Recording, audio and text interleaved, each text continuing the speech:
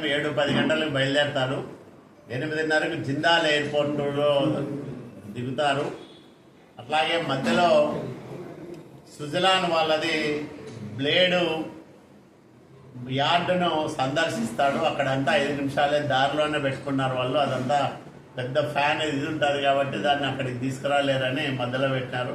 అక్కడ సంతకం పెడతాడు. 5 నిమిషాల ప్రోగ్రాం. 10:45కి రాయదుర్గం పట్టణ శివార్లలోని చంద్రబాబు నాయుడు గారి పార్క్ వద్దకు చేరుకుంటారు. తర్వాత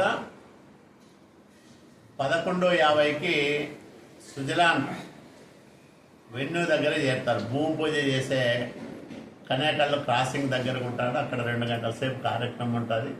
2 గంటలకు బయలుదేరి నల్లంపల్లి దగ్గర ఏర్పాటు చేసిన కార్యకర్తల సమావేశ స్థలికి చేరుకుంటాడు.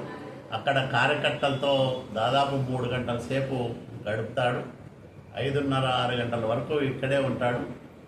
ఉదయం 10 గంటలకు ఎంటర్ అయితే మన నియోజకవర్గంలో సాయంత్రం 6 గంటల వరకు ఉంటాడు. కాబట్టి ఇంత సమయం మనకు కేటాయించినందుకు రాయదుర్గం ప్రజలందరి తరఫున లోకేష్ బాబు గారికి కృతజ్ఞతలు తెలియజేస్తూ ఆయన పర్యటనను అడుగడుగునా విజయవంతం చేసే బాధ్యతను తెలుగుదేశం పార్టీ నాయకులు కార్యకర్తలందరూ కూడా తీసుకున్నారు.